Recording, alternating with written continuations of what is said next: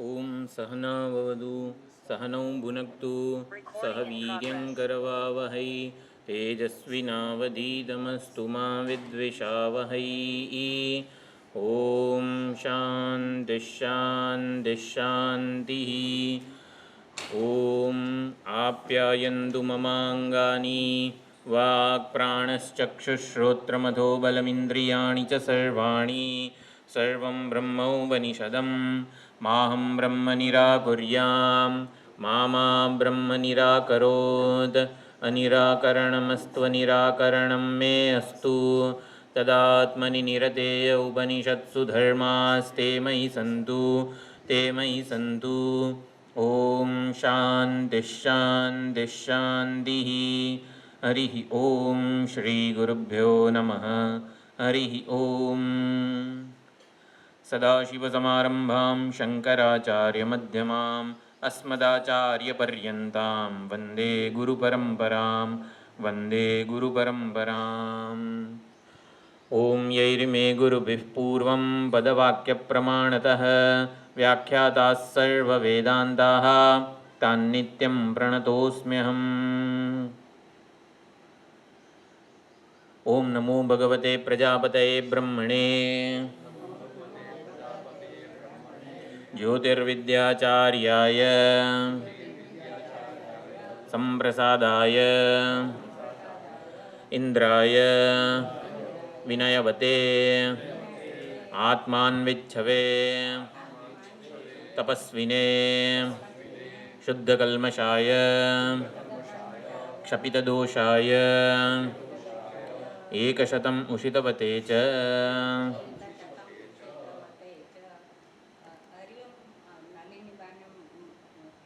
तो પછી ઓફલાઈન હોય છે. યન્માયાદિકમાશ્રિतं बहुगुणं ब्रह्मचर्यादियुक्तो हृदा अवरुद्ध्य मूर्धगतया नाड्या प्राप्यापि सौत्रं पदम्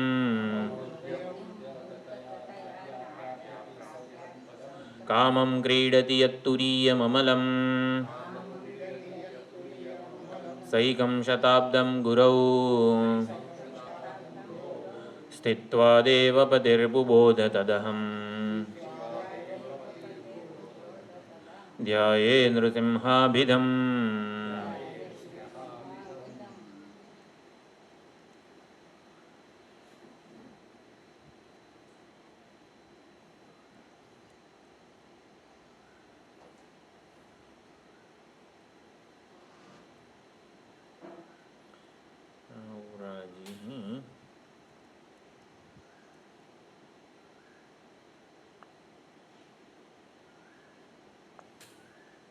બરોબર.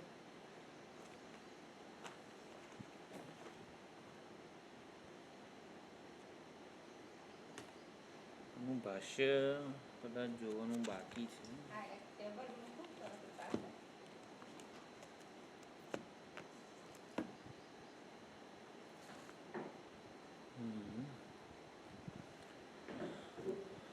નાહમત્ર ભોગ્યમ પશ્યામી ઇન્દ્રનો આપણે વિચાર કર્યો તો ત્યારે વૈરાગ્ય જિજ્ઞાસા અને શરણાગતિ તે બધી વસ્તુઓ અહીંયા પ્રગટ થાય છે. તો બીજી કંડિકા છે 9મા ખંડની.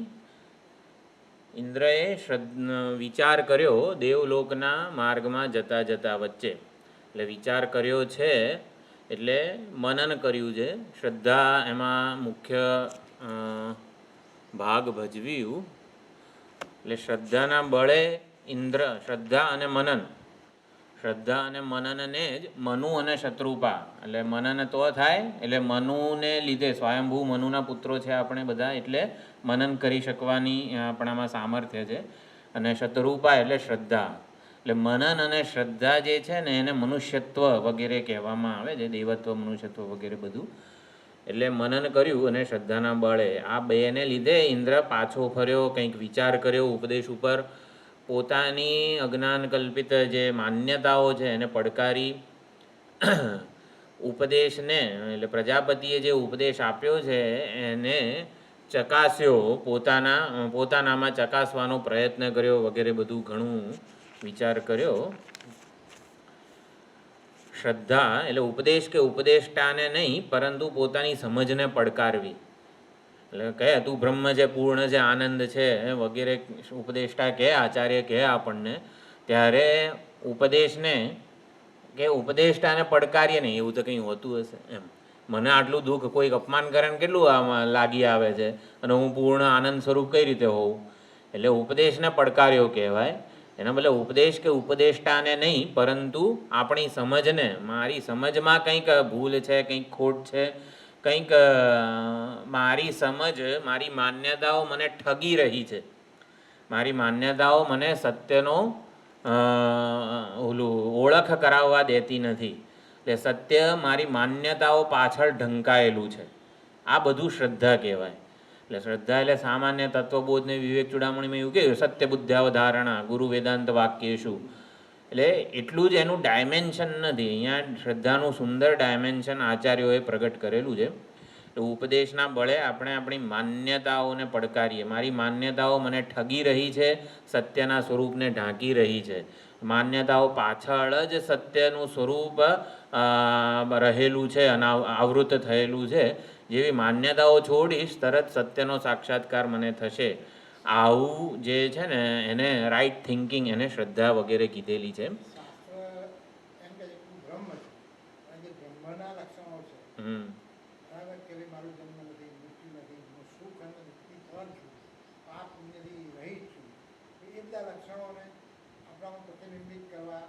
એને મનન કીધું. એટલે શાસ્ત્રના ઉપદેશને આપણામાં ઘટાવીએ એને મનન કીધું. પણ કયા બળે એ ઘટે? જ્યારે શ્રદ્ધાના બળે શાસ્ત્રના ઉપદેશને આપણે આપણામાં ઉતારવાનો પ્રયત્ન કરીએ. શ્રદ્ધા ના હોય તો મનન ના થાય. એટલે મનુ અને શત્રુપા એ રીતે આપણને બતાવવામાં આવ્યું.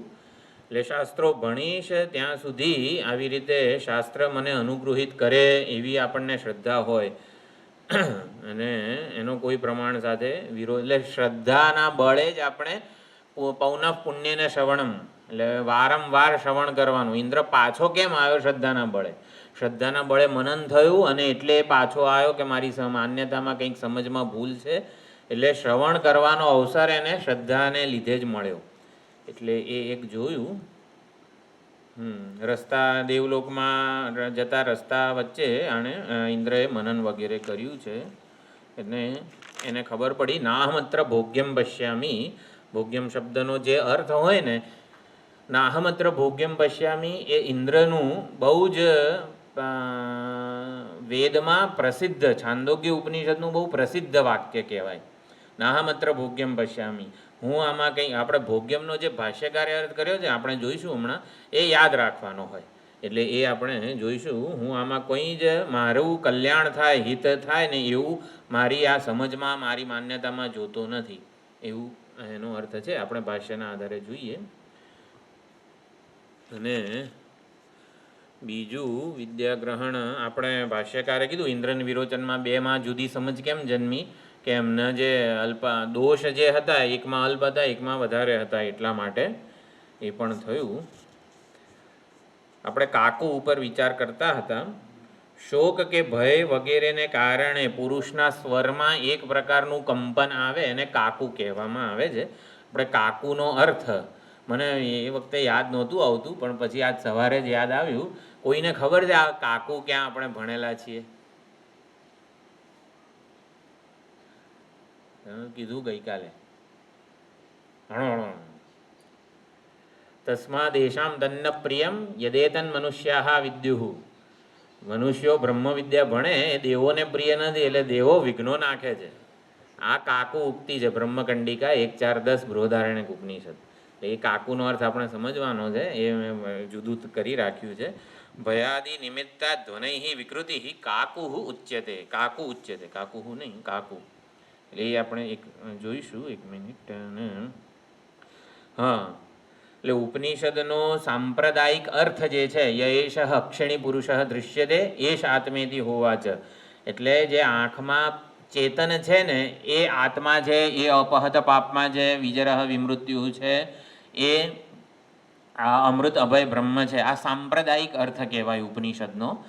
એ જો આપણને જચે નહીં ને, એટલે સારું લાગતું નથી. આંખમાં ચેતન તો આંખને સારું લાગે એના માટે રાગવાળું છે, ના ગમે એના માટે દ્વેષવાળું છે.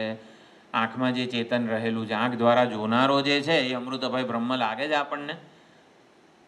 એટલે આપણને ઉપનિષદનો સાંપ્રદાયિક અર્થ જ્યારે આમ જચે નહીં, આમ આપણને સંકોચ થાય સ્વીકારવામાં, ત્યારે સમજવાનું કે બુદ્ધિમાં કંઈક મલિનતા છે કે જેને આપણે દૂર કરવી પડે. બુદ્ધિમાં કંઈક અવરોધ છે, કંઈક પ્રતિબંધ છે, એટલે એના નિવારણ માટે પ્રયત્ન કરવો પડે.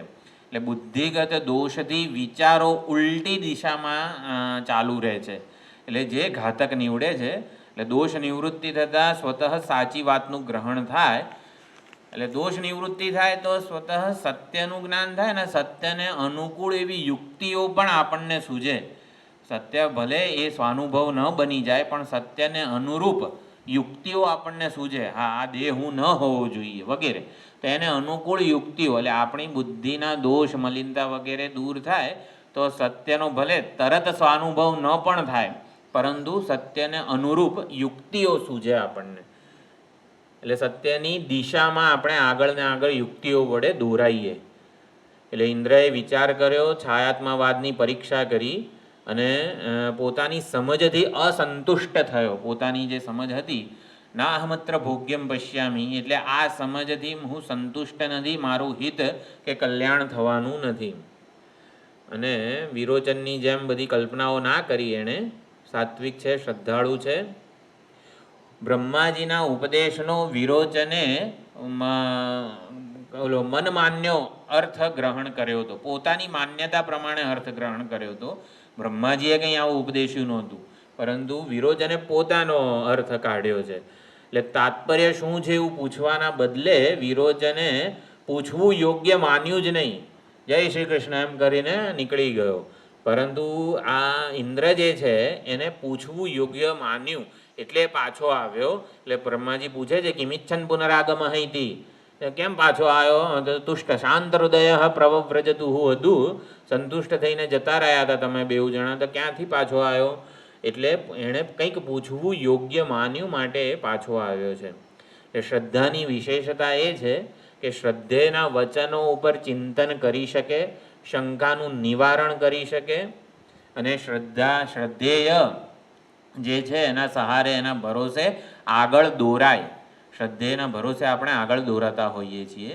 એટલે કીધું છે ને માટે માની લઈએ, એ સ્તર ઉપર આપણને શ્રદ્ધા રાખતી નથી. ગુરુજી કે શાસ્ત્રએ કીધું છે એટલે બસ પતી ગયું. એ સ્તર ઉપર આપણને શ્રદ્ધા નથી રાખતી. એ આપણા માટે સ્વાનુભવ પર્યંત બને એ ત્યાં સુધી આપણને દોરી જાય છે.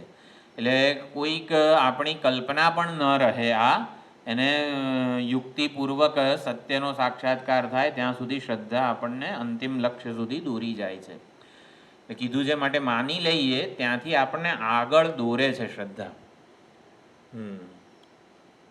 એટલે વિરોચને શરીર પોષણની શિક્ષા ગ્રહણ કરી. શરીરને બાપુ તાજુમાજુ સ્વસ્થ રાખો. જે શું છે ઋતુકાલોદ્ભવાની, એટલે જે ઋતુમાં જે બધું ફળ ફૂલ આવે એ પ્રમાણે એને શૃંગાર કરો, એને ખવડાવો પીવડાવો વગેરે.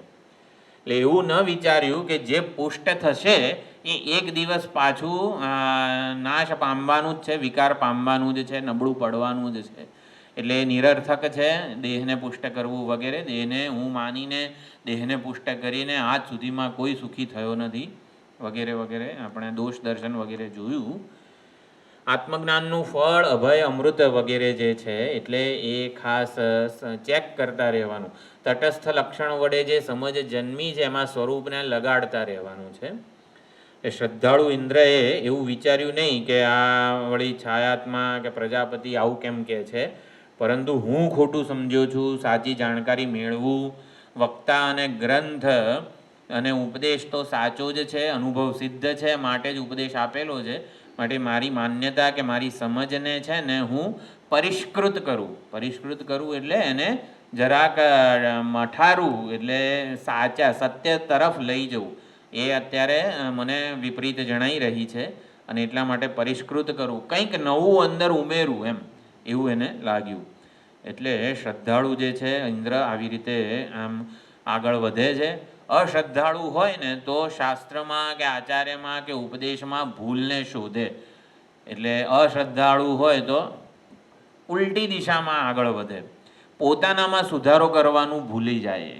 એટલે પોતાનામાં સુધારો શ્રદ્ધાના બળે થાય છે. એટલે શાસ્ત્રને સત્ય માનીને પોતાના ભ્રમને પડકારવાનો છે આપણે.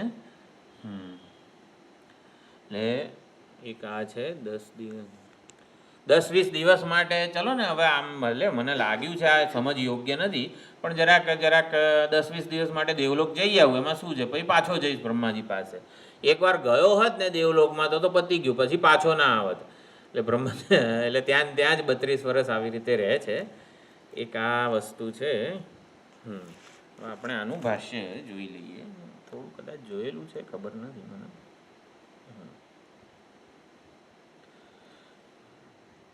નાહમત્ર ભોગ્યમ પશ્યામી, હું અહીંયા આવી કંઈક ભોગ્ય કે સુખ કે હિત જોતો નથી. એટલે સહ ઇન્દ્ર સમિત પાણી પુનઃ એ આય. ઇન્દ્ર સમિત પાણી હાથમાં ધારણ કરીને, એટલે સમિત ધારણ કરીને પાછો આવ્યો. પ્રજાપતિએ કીધું, મઘવન યત શાંત હૃદય પ્રાવરાજી સાર્ધમ વિરોચનેન કિમિચ્છન પુનરાગમ ઇતિ. એટલે તું તો જતો રહ્યો તો વિરોચન સાથે તુષ્ટ શાંત હૃદયપૂર્વક, પાછું આવવાનું કારણ શું છે? સ ઇન્દ્ર હોવાચ યથૈવ ખલુ અયમ ભગવઃ અસ્મિન શરીરે સાધ્વલંકૃતે વગેરે. આ શરીરને સારા વસ્ત્રાભૂષણ પહેરાઈએ તો સારું લાગે છે, અને જો પછી આને શ્રામ એટલે નાક ને આંખ એની સ્રવતી હોય તો એ પણ આવો અત્યંત દયનીય કૃપણ લાગે છે. પરિવૃકણ, એને કંઈક ઘા, એને કંઈક આ વગેરે વાગે, લોહી લુહાણ થાય તો છાયા પણ લોહી લુહાણ થાય છે, અને દેહ નાશ પામશે તો છાયા પણ નાશ પામી જશે. માટે નાહમત્ર ભોગ્યમ પશ્યામી. નાહમત્ર અસ્મિન છાયાત્મ દર્શને દેહાત્મ દર્શને એવા ભોગ્યમ ફલમ પશ્યામી. ફળ, પ્રયોજન, કંઈ પ્રયોજન, મારો કંઈ દાઢો વળ્યો નહીં આ ઉપદેશથી. છાયાત્મવાદ જે મેં સમજ્યો છું એનાથી મારો કંઈ દાઢો વળ્યો નહીં. નાહમત્ર ભોગ્યમ ફલમ પશ્યામી, કોઈ પ્રયોજન કે અર્થ સર્યો નહીં. એવમ દોષમ, એટલે આ ઇન્દ્રનો વૈરાગ્ય કહેવાય. નાહમત્ર ભોગ્યમ પશ્યામી, સંસારનું આવી હું વિશેની મારી આ જે સમજ છે કે છાયા આત્મા છે, એનાથી મને કોઈ સુખ વગેરે હિત કલ્યાણ વગેરે થતું નથી. વૈરાગ્ય નાહમત્ર ભોગ્યમ પશ્યામી, જે આપણે બધા શિષ્યોના વૈરાગ્ય શરણાગતિ જિજ્ઞાસા જોઈ, એમાં નાહમત્ર ભોગ્યમ પશ્યામી એ ઇન્દ્રનું વૈરાગ્ય છે. એવમ દોષમ દેહાત્મ છાયા દર્શને, વૈરાગ્ય એટલે સંસાર આવો છે તેવો જે વિષયો આવા છે તેવા છે, એને આપણે બાળક કક્ષાનો વૈરાગ્ય કહીશું. મારી હું વિશેની સમજમાં કંઈક ડખો છે, ભૂલ છે, કંઈક મોટું બિગ બ્લન્ડર છે મારી હું વિશેની સમજમાં, એને વૈરાગ્ય. જો એવમ દોષમ દેહચ્છાયાત્મ દર્શને અધ્યવસ્ય, વૈરાગ્ય શું છે ઇન્દ્રનો? નાહમત્ર ભોગ્યમ પશ્યામી, મારી હું વિશેની છાયાત્મવાદ વગેરે સમજ છે, મારી દ્રષ્ટિ કે સમજ છે, દર્શન છે, એમાં દોષ છે જે મને કાયમ માટે સુખ શાંતિ વગેરે નથી અપાવવાનું. એટલે શરણાગત થયો. સમિત પાણી બ્રહ્મચર્યમ વસ્તુમ પુનઃ એયાય વગેરે. તો વિજાનન બી થોડુંક આ જોયેલું છે. સ્વ અભિપ્રાયમ પ્રકટમ અકરોત યથૈવ ખલુ અયમ ઇત્યાદિ. એટલે પ્રજાપતિએ ઇન્દ્રના આ અભિપ્રાયને નાહમત્ર ભોગ્યમ પશ્યામી છાયાત્મવાદને આવી રીતે કીધું. એવમ એ અન્વમોદનત પ્રજાપતિ, ઇન્દ્ર તે સાચું વિચાર્યું છે. આ છાયા એ આત્મા નથી, છાયાત્મ દર્શનથી કશો દાડો વળવાનો નથી, તે કરેલું દોષ દર્શન સાચું છે. ઇતિ અન્વમોદત પ્રજાપતિ. ઓહ, આમાં તો દેખાતું જ નથી. એટલે અન્વમોદત પ્રજાપતિ. તો આપણે વિચાર કર્યો આ તુલ્ય અક્ષી પુરુષ શ્રવણે, બંને સમાન શ્રવણ કરેલું હતું છતાં વિરોચનને વિપરીત ગ્રહણ થયું. તો અહીંયા કીધું ઉદશરાવાદી પ્રજાપતિ વચનમ સ્મરત દેવાન અપ્રાપ્તસ્ય એવ આચાર્યોક્ત બુદ્ધ્યા છાયાત્મ ગ્રહણમ તત્ર દોષ દર્શનમ ચ અભૂત. એટલે ઇન્દ્ર પ્રજાપતિએ શ્રુતિ કે મુખ્ય ઉપદેશ શું છે? યએશ અક્ષિણી પુરુષો દૃશ્યતે એશ આત્મેદી હોવા જ યુક્તિ કઈ કીધી? ઉદશરાવવાળું દ્રષ્ટાંત, એને યુક્તિ કીધેલી છે. શ્રુતિ અને યુક્તિને સ્મરત એ સ્મરણ કરતો કરતો દેવાન અપ્રાપ્તસ્ય, દેવોને પ્રાપ્ત થયા વગર જ આચાર્ય ઉક્ત બુદ્ધ્યા, આચાર્યોક્ત બુદ્ધિથી સમજ ઉપદેશથી છાયાત્મ ગ્રહણમાં દોષ દર્શન કર્યું. ન તથા વિરોચનસ્ય, એવું વિરોચને નથી કર્યું. કિમ તર્હિ દેહ એવ આત્મદર્શનમ નાપી તત્ર દોષ દર્શનમ, દેહ જ આત્મા છે અને એ દર્શનમાં કોઈ દોષે એને જણાવ્યો નહીં. એટલે આ એક ભાષ્યકારનું અગત્યનું વાક્ય કહેવાય. તદ્વદેવ વિદ્યાગ્રહણ સામર્થ્ય પ્રતિબંધ દોષ અલ્પત્વ બહુત્વ અપેક્ષમ ઇન્દ્ર વિરોચનયો છાયાત્મદેહયો ગ્રહણમ. વિદ્યાના ગ્રહણનું સામર્થ્ય જે છે એ પ્રતિબંધ રૂપી દોષને લીધે અલ્પ કે બહુ હોય છે. જો આને સમાસ કહેવાય. વિદ્યા ગ્રહણ સામર્થ્ય પ્રતિબંધ દોષ અલ્પત્વ બહુત્વ અપેક્ષમ. તો કઈ રીતે થશે? જુઓ, વિદ્યાના ગ્રહણનું સામર્થ્ય પ્રતિબંધ રૂપી દોષની અલ્પતા કે બહુતાની અપેક્ષાએ ઓછું કે વધારે હોય છે, એવું છે. વિદ્યાગ્રહણનું સામર્થ્ય પ્રતિબંધ રૂપી દોષ વધારે હોય તો ઓછું હોય, અને પ્રતિબંધ રૂપી દોષ ઓછા હોય તો વિદ્યાગ્રહણનું સામર્થ્ય વધારે હોય. આ પ્રમાણે ઇન્દ્રને વિરોચનમાં આવી રીતે થયું. ઇન્દ્ર અલ્પદોષત્વાત, ઇન્દ્રમાં અલ્પદોષ હતા એટલે દૃશ્યતે ઇતિ શ્રુત્યર્થમ એવ શ્રદ્ધદાનતયા જગ્રાહ. જે દેખાય છે ને એ આત્મા, તો દેખાય છે શું? તો કે છાયા દેખાય છે, એટલે એ આત્મા જેવું એણે ગ્રહણ કર્યું હતું. અને વિરોચનમાં દોષ વધારે હતા એટલે છાયા નિમિત્તમ દેહમ હિત્વા, છાયા દેહમ હિત્વા શ્રુત્યર્થમ લક્ષણા જગ્રા. આ તો ઇન્દ્ર છે. પ્રજાપતિના ઉક્ત અયમ દોષ ભૂયસ્ત્વાત, તો છાયા જેની છે ને એ દેહને વિરોચને ગ્રહણ કર્યું હતું, એમાં વધારે બોલું હતું દોષ. એટલે દૃશ્યમાનયો નીલ, આ બધું આપણે જોયું. વિરોચનનો અભિપ્રાય સ્વચિત્ત ગુણ દોષ વશાત એવ હિ શબ્દાર્થ અવધારણમ. શબ્દ જે છે ને એની વિવક્ષા ક્યારે પકડાય? જો આપણામાં ચિત્તના ગુણ દોષ પ્રમાણે પકડાય. એટલે શાસ્ત્ર જે છે એક જ વાર કહેવા છતાં પણ, ઉપદેશ એક પ્રકારનો આપવા છતાં પણ બધાને જુદો જુદો ગ્રહણ થાય છે. શબ્દના અર્થનું અવધારણ જુદું થાય છે. તુલ્યેપી શ્રવણે, એટલે શ્રવણ તુલ્ય થાય છતાં પણ આપણે ચિત્તમાં જે ગુણદોષ હશે એના આધારે વક્તાના શબ્દોનો અર્થ સ્ફુરે છે. એટલે એ વક્તાના સંદર્ભ, ચિહ્ન, ઈશારા, સ્વર વગેરે તદ અનુકૂળ પ્રતીત થાય આપણને. આપણી જે ચિત્તની અવસ્થા હોય એ પ્રમાણે આપણને વક્તાનો અર્થ સ્ફુરે. વક્તાનો સ્વર, વક્તાનો સંદર્ભ, વક્તાનો ઈશારો, ચિહ્ન વગેરે બધું આપણને એ રીતે સ્ફુરે. એટલે દામ્યતા દત્ત અને દયધ્વમ એ આપણે જોયું. દકાર માત્ર શ્રવણાત શ્રુત્યંતરે. જો આ એક છે ને, નિમિત્તાની અપી તદ અનુગુણાની એવ સહકારિણી ભવંતી. નિમિત્તો કયા કયા છે? શેના નિમિત્તો? શબ્દાર્થનું અવધારણ થવામાં, શબ્દના અર્થનું, વક્તા જે ઉપદેશ આપે છે એના અર્થનું અવધારણ થવામાં નિમિત્તાની તદ અનુગુણાની સહકારિણી ભવંતી. કયા નિમિત્તો? હું આજે બોલ્યો સંદર્ભ. હવે આત્મા શબ્દનો અર્થ સંદર્ભ પ્રમાણે જુદો હોય. હવે ઘણીવાર વક્તા આત્મા શબ્દ અંતઃકરણ માટે વાપરતા હોય. આત્મવશ્યૈર વિધેય આત્મા પ્રસાદમધિ ગચ્છતિ, એમાં આત્મા શબ્દનો અર્થ અંતઃકરણ છે. પણ આપણે આત્મા વળી સચ્ચિદાનંદ કે સંદર્ભ પકડીએ નહીં તો પછી આપણે વિપરીત ગ્રહણ કરીએ. એ સંદર્ભ છે, ચિહ્ન છે, ઈશારો છે અને સ્વર, આટલું નિમિત્તો છે. તદ અનુગુણાની સહકારિણી ભવંતી, શબ્દાર્થને સહકારી થતા હોય છે. એટલે આટલું શબ્દના અર્થનું અવધારણ કરવામાં આટલું ધ્યાન રાખવું જોઈએ. હવે આપણે એક કાકુ, એટલે સ્વર એટલે કાકુ. તો જો હા, આ મંત્ર હમણાં પછી જોઈએ. સ્વર એટલે શું ને એ આપણે જરા હું બતાવી દઉં. આ હારું દેખાશે? ખબર નહીં. એટલે સોરી, 1.4.10 જે કંડિકા છે ને એનો આનંદગીરીની ટીકા તમને કોમ્પ્યુટરવાળાને તો નહીં દેખાય, મોબાઈલવાળાને તો નહીં દેખાતું હોય.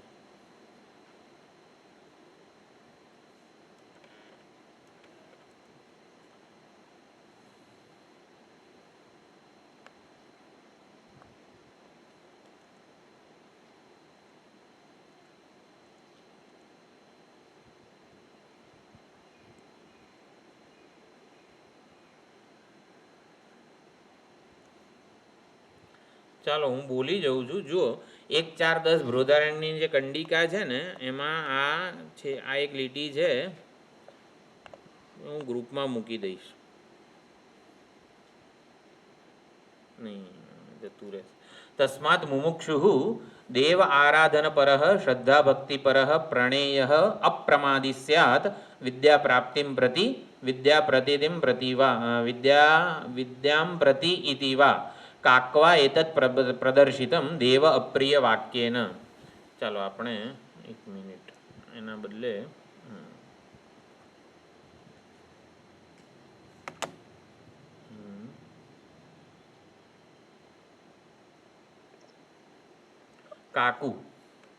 કાકુને લીધે જે છે એ ઇન્દ્ર વગેરે જે છે સમજી શક્યા વિવક્ષા. દેવતાઓને પ્રિય નથી કે મનુષ્યો બ્રહ્મ વિદ્યા ભણે. એટલે મનુષ્યો જે છે એ આ દેવતા યજ્ઞ યાગ તપ વગેરે દ્વારા દેવતાઓને આહુતિ વગેરે આપે, દેવતાઓને પુષ્ટ કરે છે. એટલે જે મનુષ્યો આવી રીતે દેવતાઓને પુષ્ટ કરે છે, દેવતાઓના પશુ છે, જેમ પોતાનું પશુ ભાગીને જતું રહે એ ઓલા ગોવાળને ગમે નહીં, એમ દેવતાઓને પણ ન ગમે કે આ મનુષ્ય મને જો બ્રહ્મ વિદ્યા ભણશે ને તો કોઈ કર્મો નહીં કરે, કોઈ આહુતિ નહીં આપે, યજ્ઞયાગ બંધ કરી દેશે. એટલે એને બાપુ બ્રહ્મ વિદ્યા ક્લાસમાં ભણવા જાય ને ત્યારે થોડુંક કંઈક ટ્રાફિક જામ કરી દઈએ ને આમ તેમ બધું કંઈક વિઘ્ન નાખીએ. આ સામાન્ય વાચ્યાર્થ છે, આને કાકુ કહેવામાં આવે છે. હકીકતમાં આવું કશું નથી. તસ્માત મુમુક્ષુ, દેવતાઓને એવું છે કે એને બ્રહ્મ વિદ્યાનું ફળ કૈવલ્યની પ્રાપ્તિ થાય. હવે બ્રહ્મ વિદ્યાનું ફળ અધિકાર એણે પ્રાપ્ત ન કર્યો હોય અને બ્રહ્મ વિદ્યા ભણે તો બ્રહ્મ વિદ્યાનું ફળ એને નહીં મળે. દેવતાઓ તો હિત જ ઈચ્છે છે અને એટલા માટે દેવતાઓનો ઈરાદો એ છે કે એ આપણે અધિકારી થઈને બ્રહ્મ વિદ્યા ભણીએ. એટલે કર્મો છોડી દઈએ તો આપણું હૃદય વગેરે શુદ્ધ ન થાય. અને એટલા માટે આપણે શું કરવું જોઈએ એ ભાષ્યકારે આ દેવતાઓને પ્રિય નથી એ વાક્યનું તાત્પર્ય મૂક્યું. તસ્માત મુમુક્ષુ, માટે જિજ્ઞાસુ મુમુક્ષુ સાધકે દેવતા આરાધન પરહ, દેવતાના આરાધનને પરાયણ જીવન જીવવું જોઈએ. શ્રદ્ધા ભક્તિ પરહ, શ્રદ્ધા અને ભક્તિથી પરાયણ રહેવું જોઈએ, ભરપૂર રહેવું જોઈએ. પ્રણેય, એને પ્રિય બનવું જોઈએ દેવતાઓના. અપ્રમાદી સ્યાત, અને અપ્રમાદી સ્યાત વિદ્યા પ્રાપ્તિમ પ્રતિ, વિદ્યા પ્રાપ્તિના જે સાધનો છે, સાધન ચતુષ્ટય વગેરે, અંતર્મુક્તા વગેરે, એના પ્રતિ અને વિદ્યામ પ્રતિ અપ્રમાદી બનવું જોઈએ. એટલે આવું થાય તો દેવતાઓ વડે એટલે બ્રહ્મ વિદ્યાનું કૈવલ્ય વગેરે ફળ મળશે એવું દેવતાઓ આશીર્વચન આપે છે. દેવતાઓને પ્રિય નથી એટલે વિઘ્નો નાખે છે એનો તાત્પર્ય નથી. દેવો કશું વિઘ્નો નાખતા નથી. દેવતાઓ એટલે આ વાક્યનો અર્થ એટલો છે કે આપણે અધિકારી થઈને બ્રહ્મ વિદ્યાનું શ્રવણ મનન નિધિધ્યાસન વગેરે કરવું જોઈએ. અને અધિકારી કઈ રીતે થવાય? દેવતા આરાધન પરહ, દેવતા એટલે જીવનમાં ઈશ્વર ભક્તિ, ઈષ્ટ દેવતાની ભક્તિ વગેરે હોવી જોઈએ. એટલે આપણે બ્રહ્મ વિદ્યાના નામે આપણું સ્વધર્મ કે ઈશ્વર ભક્તિ વગેરે છોડી દઈએ તો એ દેવતાઓને પ્રિય નથી. આને કાકુ કહેવાય છે. કાકુ એટલે શું? જેમ વિચાર્યું આપણે કે દેવતાઓ વિઘ્નો નાખશે, ક્લાસ નહીં ભરવા દે, સત્સંગ નહીં કરવા દે, શિબિરમાં નહીં જવા દે, તો આવું ઉપનિષદ કહે ને તો એને કાકુ ઉક્તિ કહેવાય. કાકુ ઉક્તિ એટલે એનું પ્રયોજન છે ને એ જુદું હોય, કંઈ આપણને ભય ને એવું બધું જન્માવવાનું ના હોય. તો મુમુક્ષુ આ પણ વાક્ય ભાષ્યનું આપણે યાદ રાખવા જેવું છે. મુમુક્ષુ દેવતારાધન પરહ શ્રદ્ધા ભક્તિ પરહ પ્રણેય અપ્રમાદી સ્યાદ વિદ્યા પ્રાપ્તિમ પ્રતિ, આવું એનું ઓલું તે બૃહદારણ્ય જ બોલ્યું ને. 1, 4, 10 બ્રહ્મકંડિકા. અન્યત્વ જે ભેદ દર્શન છે, અન્યો સૌ અન્યોહમ અસ્મિતિ ન સવેદ, એ જે ભેદ એને શું કહેવાય? અવિદ્યા સૂત્રની વ્યાખ્યા રૂપે એ બધું હતું. એટલે કાકુ વગેરેમાં પણ આવું છે. એટલે કાકુ એ સહકારિણી નિમિત્તાની વક્તાની જે વિવક્ષિત અર્થ છે એને ગ્રહણ કરવામાં જેમ કે શ્રુતિએ કીધું દેવતાઓ વિઘ્નો નાખે છે, તો પણ એ કાકુ છે એટલે એનો સ્વર વગેરે એ સમજવાનું હોય. તો એ કહી દીધું પ્રજાપતિએ કે એવમ એશુ સર્વેશુ અંતિર, આ બધે દેખાય છે ને એ આત્મા છે. તો આ કાકુ બધી ઉક્તિ કહેવાય. એના લીધે સમજવાનું હોય આપણે કે એટલે નાહમત્ર ભોગ્યમ પશ્યામી એવું જ્યારે કીધું ઇન્દ્રએ, ત્યારે પ્રજાપતિએ અનુમોદન આપ્યું. આ કાકુ ઉક્તિ એટલે ખબર પડી ને બધાને? ના થાય. હા,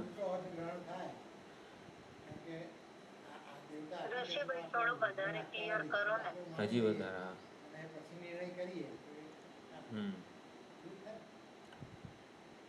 સીધે સીધું જ્યારે કહેવામાં આવે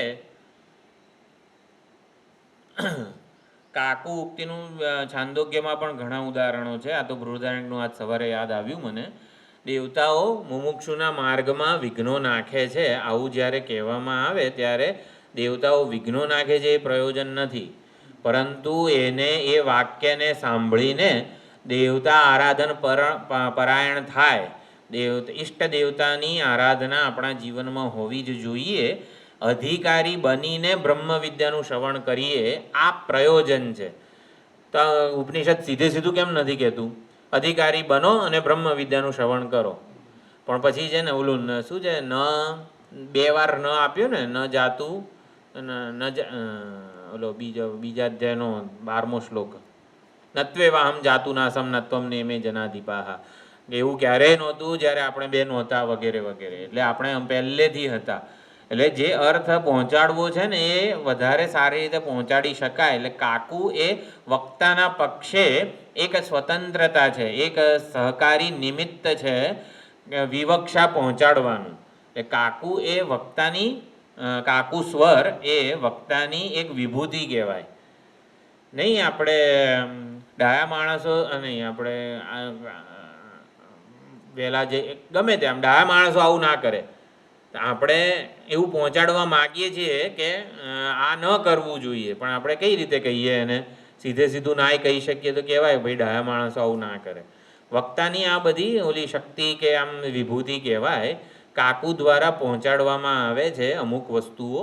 એ સ્વરનો કાકુ એ સ્વર છે, એટલે ભાષા છે વક્તાની, એના દ્વારા આવી રીતે અર્થ પહોંચાડવામાં આવે છે. દેવતા આરાધન પરઃ શ્રદ્ધા ભક્તિ પરઃ પ્રણેય. એક સેકન્ડ, જો પ્રણયનો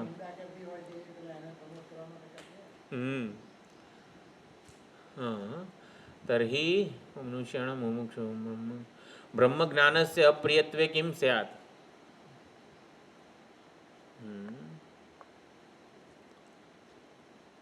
દેવતા અપ્રિય વાક્યને ધ્વનિતમ અર્થમાં આહ. એટલે જે અવિદ્વાન છે એણે પોતાના સ્વધર્મ વગેરે કરવા દ્વારા જ આવી રીતે ઓલું અધિકારીત્વ પ્રાપ્ત કરવું જોઈએ, એ પ્રમાણે છે. ચલો, આનંદગીરી અને ભાષ્યકાર જે બૃહદારણ્યની કંડિકા છે ને એમાં જે અર્થ પ્રકટ કરેલો છે એ હું ગ્રુપ ઉપર મૂકી દઈશ, એટલે વધારે ક્લિયર થઈ શકે વાંચીને. તો ગુણાની એવ સહકારીણી ભવંતી આવું કીધું.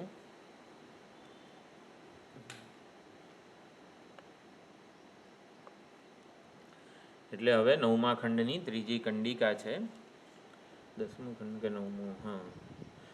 એટલે પ્રજાપતિ હવે ઇન્દ્ર જે છે એ આવી રીતે નાહમત્ર ભોગ્યમ પશ્યામી, ઇન્દ્રને એવું લાગે કે મારી કંઈક સમજમાં ભૂલ છે, એટલે પ્રજાપતિને ખુશ થયા. એટલે ખુશ થયા એટલે શું? Ball is in our court એમ. હવે બાપુ આપણા સકંજામાં છે, હવે આને છોડાય નહીં. એકવાર વૈરાગ્ય કે જિજ્ઞાસા જન્મે ને પછી વક્તા છોડે નહીં ઓલાને. એને ભાગવું હોય ને તોય ના ભાગવા દે એમ, એવી રીતે. હા, એટલે હવે અહીંયા પ્રજાપતિ જે છે એમનો બીજા વિકલ્પનો ઉપદેશ શરૂ થશે. એવમ એવ એશ, આપણે બોલીએ એવમ એવ એષ મઘવન ઇતિ હોવાચ એતમ તુ એવ તે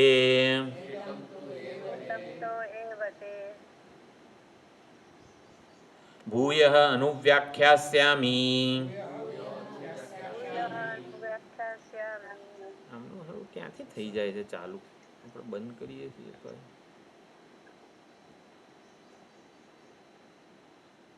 એતમ તું એવ તે ભૂય અનુવ્યાખ્યાસ્યામી. આ જે મેં પહેલા વિકલ્પમાં આત્મતત્વનો ઉપદેશ આપ્યો ને એનું એ જ તને બીજી વાર કહું છું, કંઈક નવું નથી કહેતો એમ. એટલે એતમ તું એવ તે ભૂય અનુવ્યાખ્યાસ્યામી. પણ ભાઈ મફતમાં ના મળે આ બધું. વસ અપરાણી દ્વાત્રિંશતમ વર્ષાણી. એટલે વસ અપરાણી બીજા 32 વર્ષ રહેવું પડે, આમ કંઈ મફતમાં ના મળે બીજો ઉપદેશ. ઇતિ સહ અપરાણી દ્વાત્રિંશતમ વર્ષાણી ઉવાસ.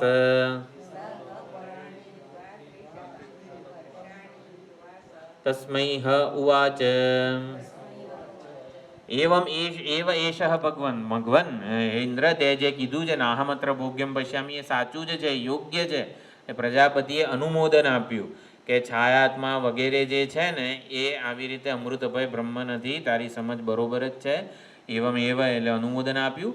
એતમ તું એવ તે ભૂય અનુવ્યાખ્યાસ્યામી. આનો આ જ આત્મતત્વ જે મેં તને કીધું એષ અક્ષિણી પુરુષો દૃશ્યતે, એ જ તને બીજી વાર ભૂય બીજી વાર અનુવ્યાખ્યાસ્યામી, એની જ હું વ્યાખ્યા કરીશ બીજી વાર. એના માટે 32 વર્ષ પાછું બ્રહ્મચર્યપૂર્વક રહેવું પડે રહે. અને એ 32 વર્ષ રહ્યો ઇન્દ્ર બ્રહ્મચર્યપૂર્વક, અને પછી એને ઉપદેશ આપે છે. એવમ એવ એષઃ મઘવન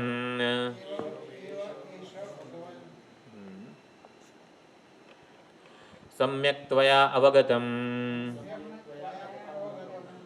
ન છાયાત્મા ઇતિ ઉવાચ. પ્રજાપતિઃ યહ મયા ઉક્તઃ આત્મા પ્રકૃતઃ એવમ એષ મઘવન સમ્યક ત્વયા અવગતમ. તે સાચું જ જાણ્યું છે, ઓળખ્યું છે, છાયા એ આત્મા નથી એમ પ્રજાપતિએ કીધું.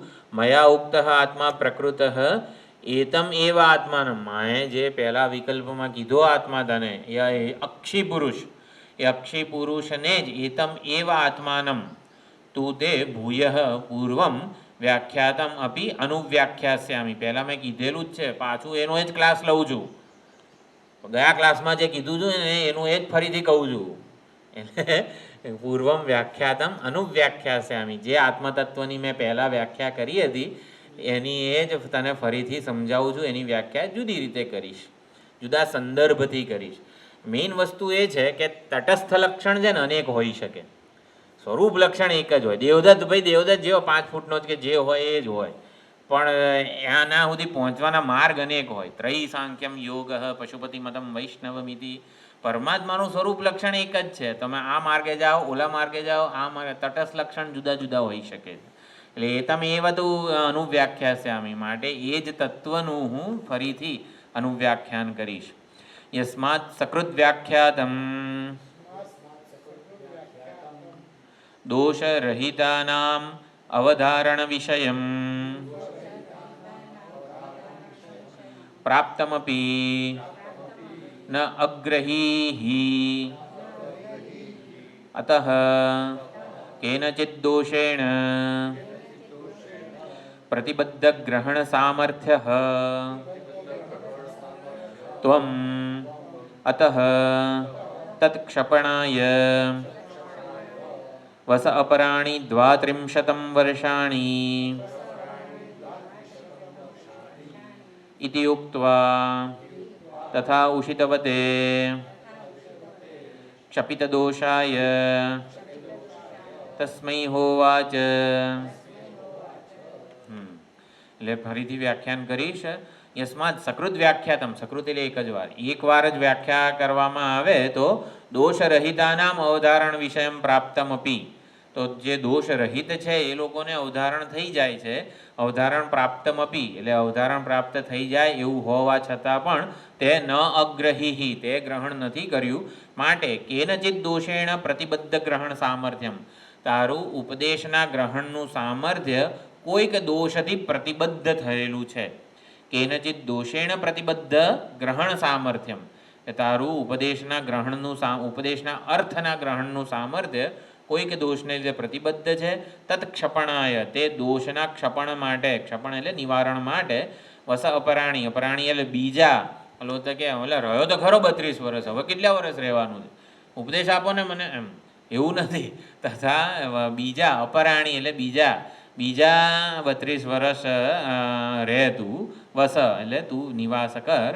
એટલે એવી જ રીતે તથા ઉષિતવતે એટલે એવું જે ઇન્દ્ર ચતુર્થી વિભક્તિ છે, બ્રહ્મચર્યપૂર્વક બ્રહ્મલોકમાં જેણે નિવાસ કર્યો એવા ઇન્દ્રને માટે ચતુર્થી વિભક્તિ ઉષિતવતે એટલે વસ ધાતુ જે છે, વસ ધાતુનું આ કયું રૂપ કહેવાય?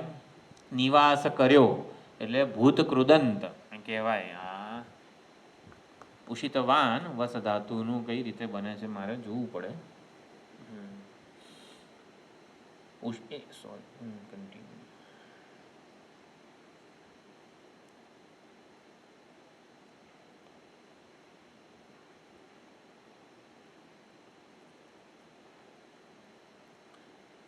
એટલે એક શતમ ઉષિતવતે ચ એવું આપણે ઇન્દ્રનું નામ લખેલું છે. ક્ષપિત દોષાય વગેરે ઇન્દ્રનું નામ લખેલું છે.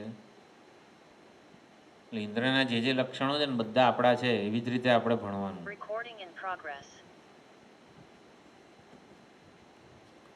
હા, એટલે આ ઇન્દ્રનું ક્ષપિત દોષાય તસ્મૈ ઉવાચ.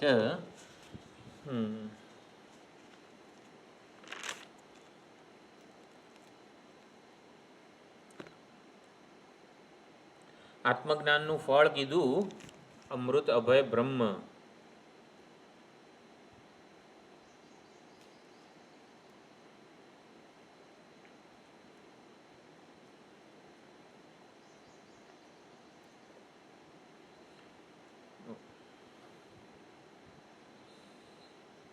આત્મજ્ઞાનનું ફળ કીધું અમૃત અભય બ્રહ્મ જે છે એ લક્ષણનો સહારો લઈને લક્ષ્યનો નિર્ણય કરવાનો છે. એટલે 32 વર્ષ તપ કરવાનું કીધું. એટલે તપ બ્રહ્મચર્યપૂર્વક રહેવાનું કીધું. એશ અક્ષિણી પુરુષ દૃશ્યતે એશ આત્મેતિ હોવા છે. બંનેમાં એશ છે. એશ આત્મા બરોબર. એટલે એતત શબ્દ છે. છાયાત્મા પરામર્શક એતત શબ્દ વિરોધાત અમૃત અભય દેહે અસંભવાત કથમ વિરોચનસ્ય દેહ ગ્રહણમ. એટલે એશ એટલે એતત અત્યંત સન્નિહિત જે છે ને એ. એટલે એશ પણ બહુ મોટો આપણને શું કહેવાય એક વિચાર પાથું આપી જાય. એટલે એશના આધારે આપણે સાચા આત્માનું આવી રીતે જ્ઞાન થઈ શકે. તો હવે 10મા ખંડમાં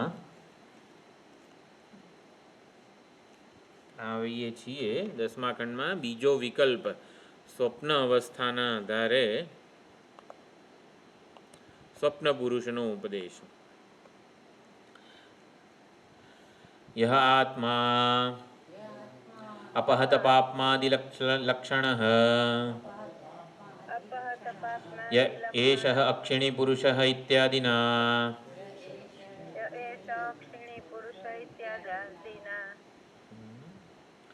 વ્યાખ્યાતઃ એષ સહ કહ સૌ. તો યહ આત્મા અપહત પાપમાદિ લક્ષણ જે આત્મા નિષ્પાપ છે, વિજરહ વિમૃત્યુ વગેરે જે છે એ એષ અક્ષિણી ઇત્યાદિના વ્યાખ્યાતઃ એટલે જે આત્માને જાણીને સર્વલોક અને સર્વકામ અવાપ્તિ થાય છે એને જાણવો કઈ રીતે? અક્ષી પુરુષ રૂપી તીર કે માધ્યમ આપણને આપ્યું. સ્વામીજી કે પાણી લઈ આવો તો આપણે ગ્લાસમાં કે ગમે તેમાં પાણી લઈ આવીએ થર્મોસમાં. એ થર્મોસ કે ગ્લાસ આપ્યો બ્રહ્માજીએ. એષ અક્ષિણી ઇત્યાદિના જાગ્રત અવસ્થામાં સર્વ ઇન્દ્રિયોમાં જે ચેતન ઉપલબ્ધ થાય છે એ આત્મા છે. તો આ વાચ્યાર્થ કીધો. આપણે ગ્લાસને છોડીને પાણીનું ગ્રહણ કરવાનું, એવી રીતે જે ચેતન ઉપર ધ્યાન આપવાનું. સર્વ ઇન્દ્રિયોમાં જે ચેતન દેખાય છે, ઉપલબ્ધ થાય છે, એ કેવું છે? તો એ નિષ્પાપ છે, અજર છે, અમર છે, અમૃત છે, અભય બ્રહ્મ છે. આ રીતે ગ્રહણ કરવાનું હતું. તો એના માટે હવે બીજું માધ્યમ એટલે એનાથી ઇન્દ્રને વાચ્યાર્થ વગેરેનું જ ગ્રહણ થયું, લક્ષ્યાર્થ ગ્રહણ ના થયો, તો પછી માધ્યમ બદલે છે.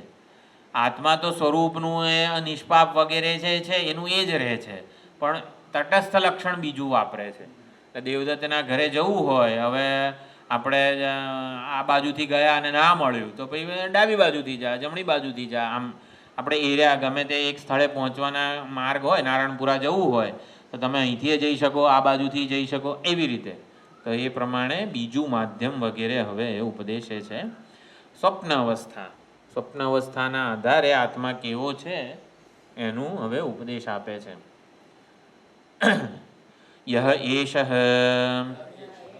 સ્વપ્ને મહીયમાનશ્ચરતી ચરતી એષ આત્મા ઇતિ હોવાચ એતદમૃતમ અભયમ એતદ્બ્રહ્મ ઇતિ સહ શાંતહૃદયઃ પ્રવવ્રાજ સહ અપ્રાપ્યૈવ દેવાન એતદ્ભયં દદર્શ તદ્યદ્યપી ઇદં શરીરમ અંધં ભવતિ અનંધસ્સ ભવતિ યદિ શ્રામમ અશ્રામો અશ્રામઃ નૈવ એષઃ અસ્ય દોષેણ દુષ્યતિ. પ્રજાપતિએ માધ્યમ બદલ્યું, તટસ્થ લક્ષણ બદલ્યું. ય એષઃ સ્વપ્ને મહીયમાનઃ ચરતી, સ્વપ્નમાં જે મહિમાન્વિત થઈને વિચરણ કરે છે, સંપૂર્ણ સ્વપ્ન જગતમાં જેનો મહિમા છે, મહિમા એટલે અત્યંત આમ સ્તુતિ યોગ્ય એનો વ્યવહાર છે. જેમ માટીનો મહિમા શું કહેવાય? આટલા બધા ઘડા, કુંજા, ઈંટ, નળિયા, કોડિયા વગેરે બધું માટીનો મહિમા કહેવાય. તો માટી કુંભારના વાડામાં મહિમાન્વિત થઈને વિચરણ કરે છે. ઓહો, જાણે શું કહી દીધું એમ. એટલે માટી જાણે કે કુંભારના વાડામાં મહિમાન્વિત થાય છે. કઈ રીતે? અનેક પ્રકારના નામ રૂપમાં અભિવ્યક્ત થાય છે, પ્રવેશ કરે છે, વ્યવહાર યોગ્ય બને છે. તો એવી રીતે યહ આત્મા એષઃ, જે આ ચેતન છે, જે મેં તને કીધો એ જ સ્વપ્નમાં મહિમાન્વિત થઈને વિચરણ કરે છે. આખું સ્વપ્ન પ્રપંચ રચે છે, સ્વપ્ન પ્રપંચમાં પ્રવેશ કરીને સ્વપ્ન જગતમાં વિચરણ કરે છે. એશ આત્મેથી હોવા છે, સ્વપ્નમાં જે ચેતન ઉપલબ્ધ થાય છે ને એ આત્મા છે. આત્મા ઇતિ હોવા છે. આ પ્રમાણે પ્રજાપતિએ બીજો વિકલ્પનો ઉપદેશ આપ્યો. એતદ અમૃતમ અભયમ એતદ બ્રહ્મ, તટસ્થ લક્ષણની સાથે સાથે સ્વરૂપ લક્ષણ પણ કહી દીધું. એટલે સ્વપ્નમાં જે અમૃત અભય દેખાય છે ને એ આત્મા બ્રહ્મ છે. સ્વપ્નમાં બીજું ઘણું બધું દેખાય છે, એ આત્મા બ્રહ્મ નથી, પણ સ્વપ્નમાં જે ચેતન અમૃત અભય અવિકારી જણાય છે ને એ બ્રહ્મ છે. અને એ પ્રમાણે ઇતિ, આવો પ્રજાપતિએ ઇતિ એમ કરીને ઉપદેશ પૂર્ણ કર્યો. પૂર્ણમિદમ એવું બોલ્યા, ત્યાં તો ઓલો ઊભો થઈને જતો રહ્યો ઇન્દ્ર. સહ શાંત હૃદય, એમ કે પૂર્ણમદ થઈ ગયું ને, ચલો જય શ્રી કૃષ્ણ.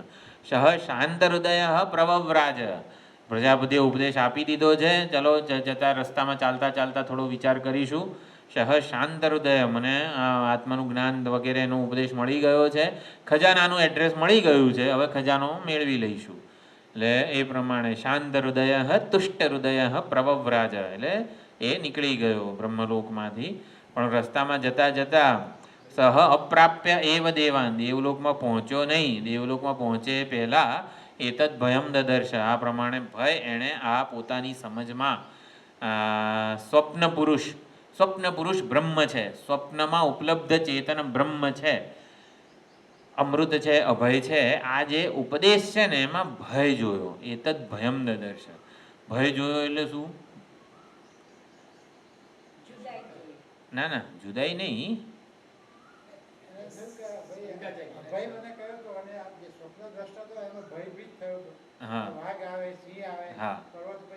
પડી જાય.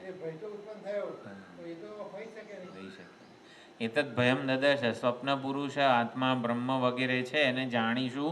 સર્વલોક સર્વ કામ અવાપથી તો દૂર રહી આટલો ભય દેખાય છે. આટલી જેને કહેવાય ને પ્રતિકૂળતા દેખાય છે. કઈ પ્રતિકૂળતા? તદ્યદ્યપી, જોકે તદ્યદ્યપી ઇદમ શરીરમ અંધમ ભવતી, આ શરીર જો આંધળું થાય જાગ્રત અવસ્થામાં, આ જે છે શરીર, એને આંખમાં કચરો વગેરે પડે કે કંઈક આંખમાં રોગ થાય તો સ્વપ્નનું આનંદ જ રહે છે. સ્વપ્નમાં જે દેખાય છે પુરુષ એ તો એ ચેતન જે છે એ કંઈ આંધળું થતું નથી. યદિ શ્રામ જાગ્રતમાં ગમે તેટલા શરદી છીંક ને બધું થતું હોય, સ્વપ્નમાં આપણે કંઈ પોતાને શરદી છીંક ને વાળા જોઈએ છીએ, ત્યાં તો મસ્ત બાપુ ફરીએ છીએ ગમે ત્યાં, એટલે ત્યાં આપણને રૂમાલ લઈને કે વિક્સ લઈને નથી જવું પડતું. એવું જવું પડે?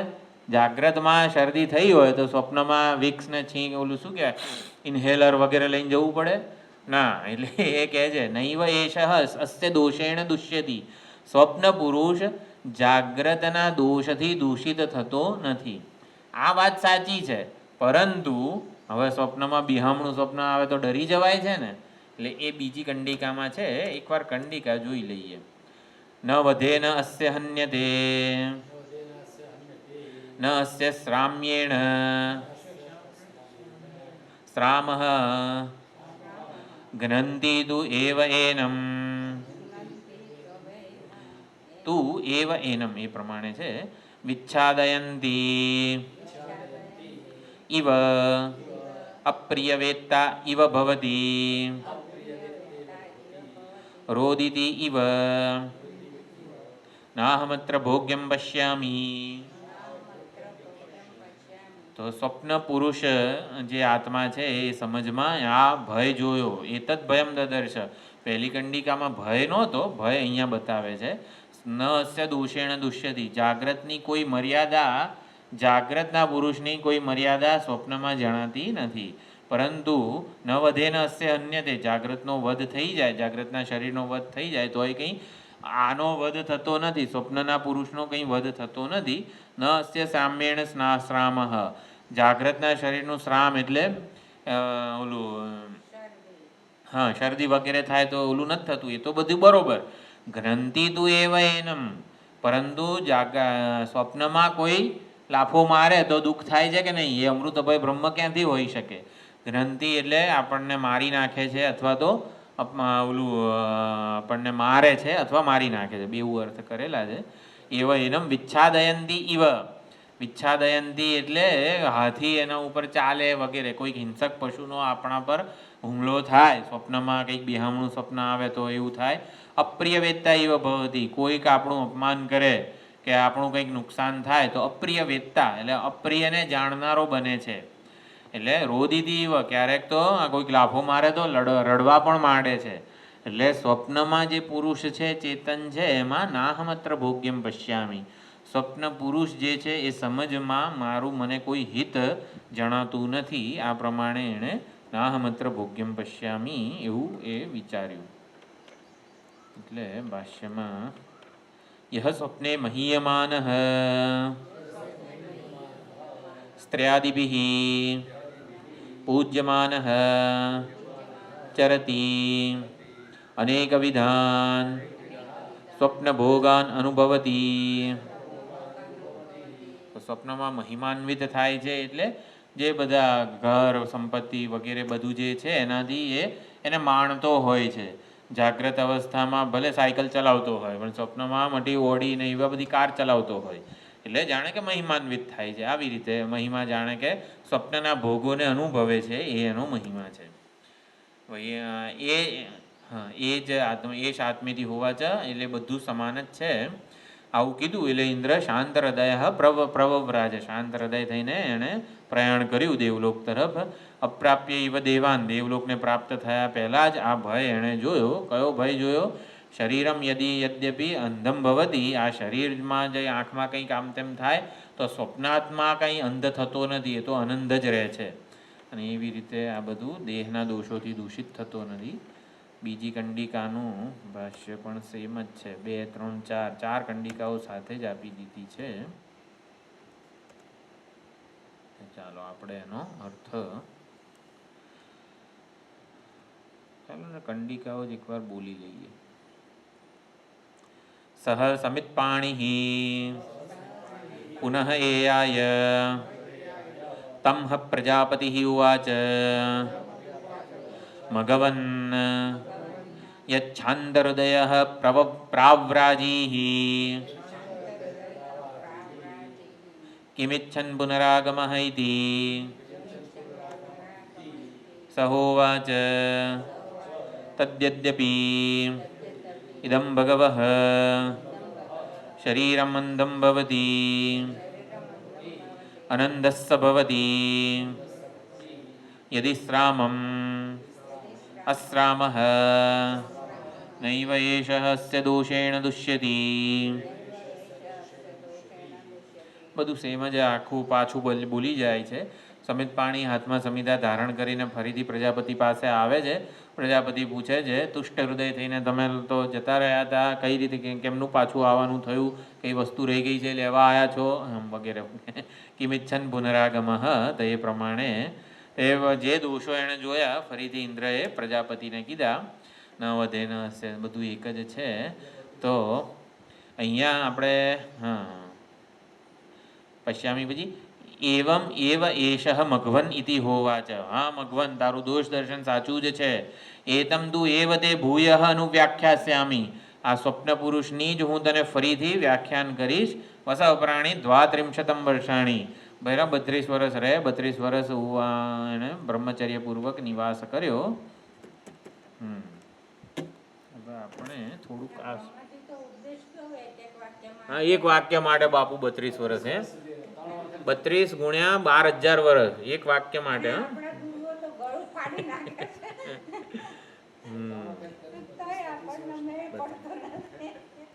32 અને 5 1 શતમ એટલે 101 વર્ષ રહ્યા હતા. 101 વર્ષમાં 3 વાક્યો મળ્યા. એટલે હા ચિત્ત દોષ ક્ષપણાય 32 વર્ષ બ્રહ્મચર્ય કરતા અહીંયા જ બરોબર. બ્રહ્માજી ક્લાસ લે તો કેટલો લાંબો લે. બ્રહ્માજી ક્લાસ લે તો કેટલો લાંબો લે. હા હા તો હા એટલે 32 વર્ષ બ્રહ્મચર્ય પૂર્વક. હા ખબર, એ તો પીપલાદે કીધું હતું એવું. ચિત્ત દોષ ક્ષપણાય, ચિત્તના દોષના ક્ષપણ માટે 32 વર્ષ રહેવાનું કીધું છે. 8 ગુણો જે છે અપહત પાપમાં વિજરહ વિમૃત્યુ વિશોકઃ વિજિગત્સઃ અપિપાસઃ સત્યકામઃ સત્યસંકલ્પઃ. આ 8 ગુણો કે લક્ષણ છે આત્મા એ યહ એષઃ. એટલે યહ એષઃ સ્વપ્ને મહ્યમાનસ ચરતી જે ઉપદેશ છે ને એમાં યહ એટલે શું? યહ યહ યહ એટલે જે. યહ સ્વપ્ને મહ્યમાન. યહ એટલે આ 8 વાળો. વિજરહ વિમૃત્યુ નિષ્પાપ વગેરે જે મેં 8 ગણાવ્યા ને, સત્યકામ સત્ય સંકલ્પ વગેરે. યહ એટલે એ 8 ગુણ વાળો આત્મા. એષઃ એટલે સ્વપ્ને મહ્યમાન ચરતી અક્ષી પુરુષ ઇતિ વ્યાખ્યાતઃ. એટલે એષઃ જે છે ને એ બધા તટસ્થ લક્ષણ માટે જાય છે. યહ જે છે ને એ બધા સ્વરૂપ લક્ષણ માટે જાય છે. જે સ્વરૂપ લક્ષણ વાળો છે ને એ આ મેં તને આ રીતે ઉપદેશ્યો એમ. યહ એષઃ. તો યહ એટલે સૌથી પહેલા 8 લક્ષણ વાળો 8 ગુણો વાળો જે આત્મા છે એ. અને એ મેં તને સમજાયો કઈ રીતે? અક્ષી પુરુષ રૂપે. એટલે એષઃ એટલે અક્ષી પુરુષ. યહ એટલે 8 વાળો. વિજરહ વિમૃત્યુ એવી રીતે. વ્યાખ્યાતઃ સહ કહ અસૌ. એટલે યહ એષઃ કહ. જે આ છે એટલે કયો છે એમ કોને પણ એમ. એટલે સ્વપ્ને મહ્યમાન પૂજ્યમાન સન અનેકવિધ સ્વપ્ન ભોગાન અનુભવતી. છાયાત્મા શરીર અનુવિધાયી છે પણ સ્વપ્ન દ્રષ્ટા નથી. હા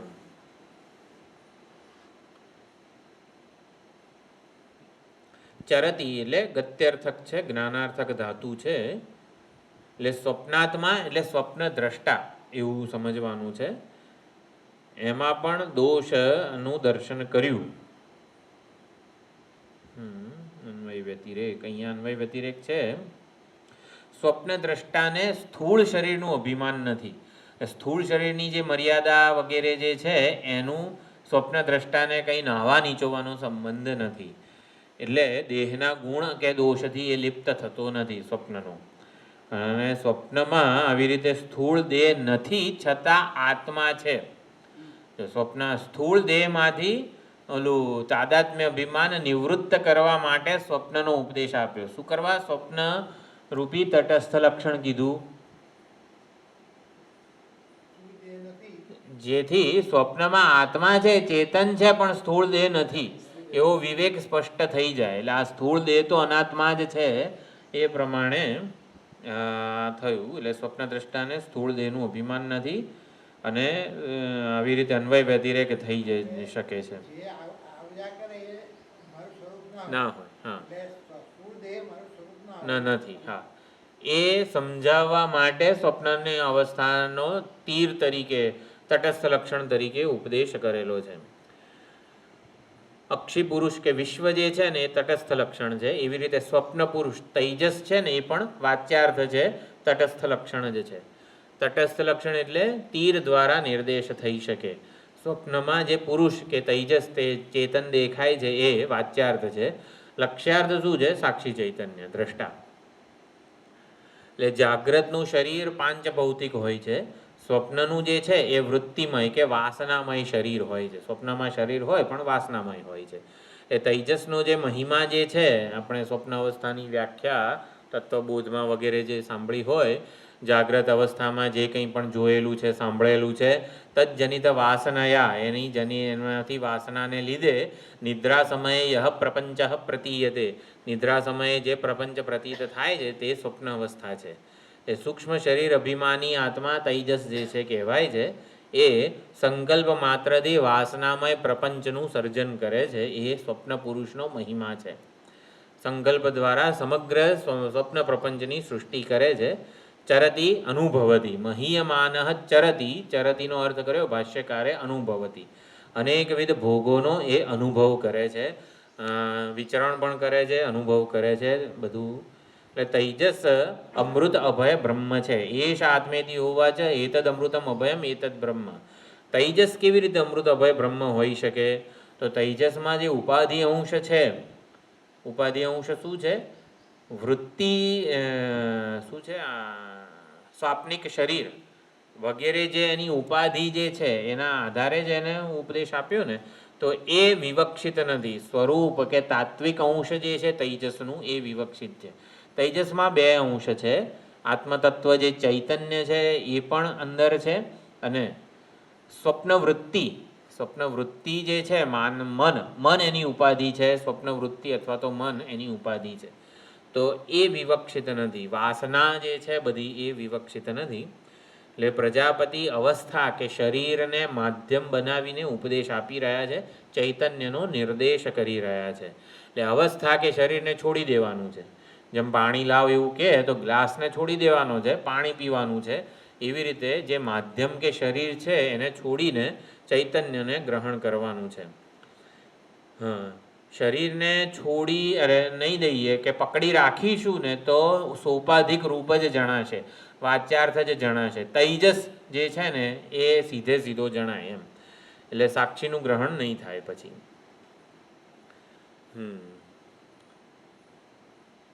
એટલે ઇન્દ્રએ માધ્યમ છોડવાનું હતું અને પાણીનું ગ્રહણ કરવાનું હતું. એટલે ઇન્દ્ર ગ્લાસ સહિત પાણીને પી ગયો એવું જાણે કે કહેવાય. સ્વપ્નનાને જે છે એટલે જતો રહ્યો એટલે શું? ગ્લાસ સહિત પાણીને પી ગયો. ઉપાધિ સહિત એણે ચેતનનું ગ્રહણ કર્યું પોતાની સમજમાં. સ્વપ્ન પુરુષને સ્વપ્નનો સંસાર નડે છે, ભલે જાગ્રતનો ના નડતો હોય પણ સ્વપ્નનો સંસાર નડે છે. માટે આ વિચ્છાદયંતીને વગેરે બધું કીધું કે જંગલી પશુઓ એની પાછળ પડે છે, વિદ્રાવયતી એની પાછળ દોડે છે વગેરે. અનફેવરેબલ કન્ડિશન્સ એને પ્રાપ્ત તો થાય જ છે. રોદીથી મોટેથી શું કે ભેંકડો તાણીને પણ રડે છે ખરો એ. અક્ષી પુરુષ જે છે એ આવી રીતે ભલે અહીંયા નથી પણ સ્વપ્નના પુરુષના પોતાના તો બધા દોષો છે જ. એટલે એણે આ પ્રમાણે ભય જોયો. એ ક્યાંથી અમૃતભય બ્રહ્મ હોઈ શકે? જે કન્ડિશન વિરોચનની જાગૃત અવસ્થામાં હતી, જે એનું જોડાણ હતું એ ઇન્દ્રનું સ્વપ્ન અવસ્થામાં પણ હતું એવું કહેવાય ને?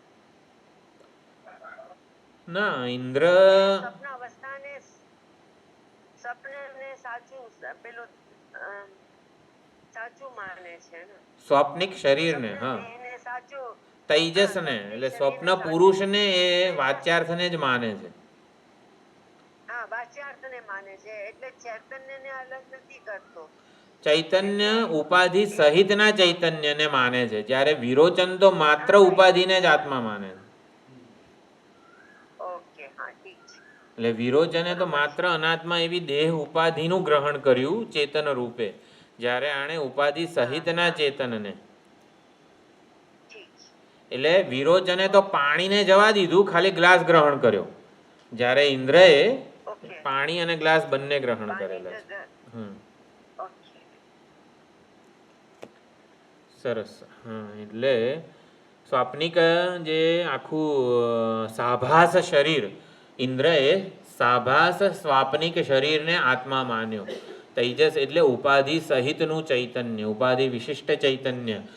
ઉપાધિને દુઃખ થાય, સ્વપ્નમાં રાત દુખે તો ઇન્દ્રનો આત્મા દુઃખી થાય, એવું એણે ગ્રહણ કર્યું. હા, એટલે સ્થૂળ દેહની ભેળસેળ વગર હતું, પરંતુ એમાં સ્વપ્નનું જે છે એ તો ભેળસેળ હતી જ. ચાલો, એટલે સ્વપ્નમાં મહિમાન્વિત થનાર જે સ્વપ્ન પુરુષ તૈજસ છે, જે એ આવી રીતે સ્થૂળ દેહ કે છાયા આત્મા નથી, એ તો નિસ્સંદેહ ઇન્દ્રને ખબર પડી ગઈ. માટે સ્વપ્ન પુરુષનો જે નિર્દેશ કર્યો એના વડે એ પોતાની સમજને એણે દ્રઢ કરી અને પછી જતો રહ્યો. એનું ભાષ્ય છે, આવતી વખતે જોઈશું. વિચ્છાદયંતી અપ્રિય વેત્તા ઇવ ભવતી વગેરે જે બધા જે ઓલા છે, શું કહેવાય, ક્રિયાપદો, એ થોડાક આપણે ભાષ્યનો અર્થ જે છે ને એ પ્રમાણે જોઈ લઈશું.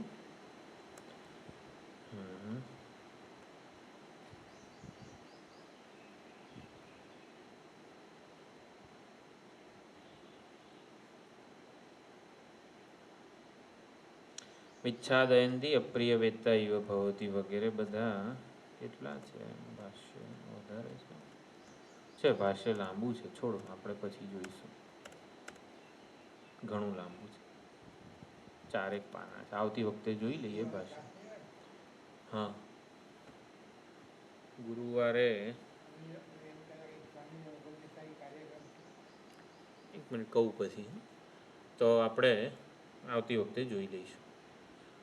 ઓમ પૂર્ણમદ પૂર્ણમિદં પૂર્ણાત પૂર્ણમુદચ્યતે પૂર્ણસ્ય પૂર્ણમાદાય પૂર્ણમેવાવશિષ્યતે. ઓમ શાંતિ શાંતિ શાંતિ. હરિ ઓમ શ્રી ગુરુભ્યો નમઃ.